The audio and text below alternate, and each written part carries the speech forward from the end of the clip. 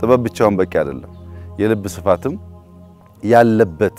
ዘመን እንደሆነ ያሳያል ወደ ኋላ ተመልሰን ታሪካችንን ስንመረምር ብዙ መፈተሽ ያለብን ነገር እንዳለ ያመላክታል መጽሐፍቶቹ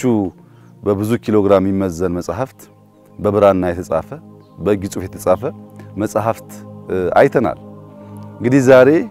እነዚህ መጽሐፍት በእጅ መጽሐፍ ሳይሆን እነዚህ መጽሐፍት ለማንበብ እንኳን ትግስት ምን ያክል እንዳለን መፈተሽ ያስፈልጋል በድሮ ጊዜ የነበረ ሰው ታሪክን ዕውቀትን እምነትን የሀገር ሀብትን በዚያ መንገድ ቆዳ ገፎ አለስልሶ ቀለም ቀልሞ ጽፎ ማኖር ሲችል እኛ ያን አንብበን ለማወቅ እንኳን ያለንን ጉጉትና መሻት ስናይ በብዙ ራሳችን መፈተሽ እንዳለብን ያመላክታል ነገር ግን ዛሬ ቅሪቶች አይተናል እዚህ ስፍራ ላይ አባቶች የአባቶቻቸውን የሀገራቸውን ታሪክ ለማቆየት ለማሸጋገር ያላቸውን ጉጉትና ፍላጎት እንዲሁም ታማኝነት ለሀገራቸውና ለእምነታቸው ያላቸውን ቀናኢነት በደንብ የሚያሳይ በውስጡ ጥልቅ ዕውቀት እና ጥበብ ያለበትን ስብዕና ማየት ችለናል ይሄ በጣም ብዙ ያስተምራል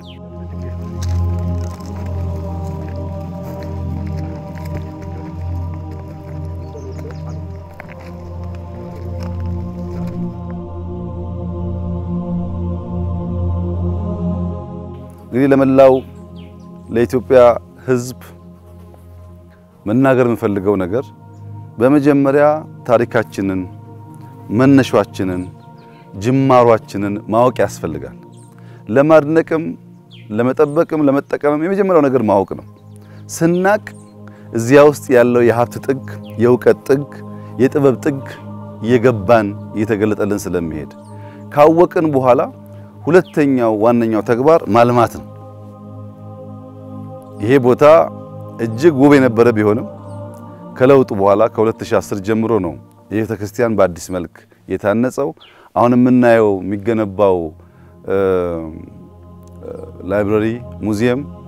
እጅግ የሚገርም ነው ይሄ ሁሉ ተራራ ሰው ድንጋይ ተሸክሞ ብረት ተሸክሞ ይሄን የሚያክል ስትራክቸር መገንባት ቀላል ነገር አይደለም ስናየው ቀላል ይመስላል ስራው ግን ከባድ ነው እዚህ የሚሰሩ ሰዎች በሳምንት አንዴ እንኳን ወደ ከተማ ለመሄድ ድል ያገኙ ስራውን ለማየት ስራውን ለመደገፍ በስራው ውስጥ ለመሳተፍ ሲያልቅ ደግሞ ታሪካችን ለማጥናት የተሻለ ስፍራ ስለሚሆን ለዚህ መታደላችንን በትልቅ ክብር ነው እኛ የምናየው እና የመጀመሪያው ነገር ማወቅ ነው ሁለተኛው ነገር እና አሁን እየሆነ ያለው ማልማት ነው ይሄ ቦታ ከማወቅ አልፈን የመጣንበትን መንገድ በትክክል ብናለማው ሙዚየሙን ብናለማው አካባቢውን ብናለማው ከልማት በኋላ የሚመጡ ጥቅሞች አሉ ያወቀና ያለማ ይጠቀማል ይሄ ቦታ ብቻውን ለኢትዮጵያን ክብር ይገልጣል የኢትዮጵያን የእምነት ልክ ያሳያል ብዙ ሀብት ያመጣል የሚንቁን እንዲያከብሩን የማያቁን እንዲያቁን ለብዙዎች ትምህርት መስጠት የሚችል በጣም ግዙፍ ነገር በውስጡ የያዘ ሲያዩት ያነሰ ይመስል በጣም ትልቅ ሀብት በእምቅነት የያዘ ቦታ ነው እና ሁለተኛው ማልማት ነው ከዚያ በኋላ መጠቀም ያልኩት ነው የሚመጣው ሶስተኛው በዚያ ታሪክ በዚያ ጥበብ በዚያ ዕውቀት በዚያ የልብ ስፋት መጠቀም ያስፈልጋል መማር ያስፈልጋል ትውልድ እዚህ ቦታ መጥቶ ታሪኩን ቢያይ እዚህ ቦታ ያሉትን አባቶች ቢያይ ብዙ ትምህርት የሚቀስም ይመስለኛል ካወቀን ካለማን ከተጠቀምን በኋላ ግን ማሸጋገር ደግሞ ይጠይቃል ለትውልድ የሚልቅ የሚያልፍ መሆን አለበት 700 ዓመት አቆይተዋል ባልተመቸ ሁኔታ አባቶች ሌላ ብዙ መቶ ዓመታት መቆየት እንዲችል አሁን ያለው ትውልድ ደግሞ ማስተካከል ማሳመር ማስዋብ ማሳወቅ ያለበት ይመስለኛል ኢትዮጵያ ውስጥ በትክክልም የበራለት የገባው የተገለጠለት ተፈጥሮን ያከበረ አምላኩን ያመነ ትውልድ ነበር ማለት ነው አሁንም የሚያስፈልገን ነገር መንሳፈፍ አይደለም መሬት መርገጥ ነው ተፈጥሮን ማወቅ ራስን ማወቅ ሀገርን ማወቅ ከባቢን ማወቅ ፈጣሪን መፍራትና መገዛት ነው እነዚህ ነገሮች በመናቅበት ጊዜ ያ የነበረው ገናናነትና ትልቅነት በዚያ ደረጃ ብቻ ሳይሆን አሁን ያለውን ዘመን በሚዋጅ ልክ ልንሰራው እንችላለን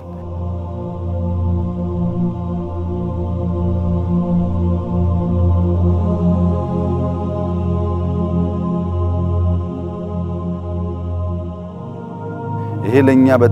በጣም ትልቅ ተስፋ ነው። ዳጋ ላይ የሚገነባውን ማየት፣ ለግንባታው ድጋፍ ማድረግ፣ አጼ ፋሲል ቤተ መንግስትን ማደስ፣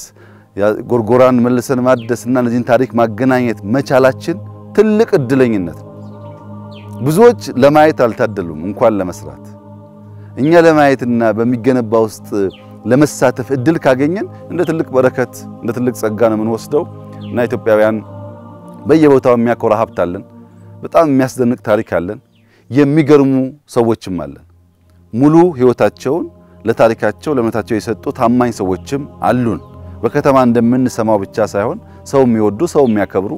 በፍቅር ሰው የሚቀበሉ ታሪካቸውን በእንክብካቤ የሚይዙ አባቶችም አይተናል። ይሄ ሁሉ ትምህርት ስለሆነ ከዚህ ተምረን የላቀውን የተሻለውን ለመስራትና ለማሸጋገር የምንበቃ እንዲያደርገን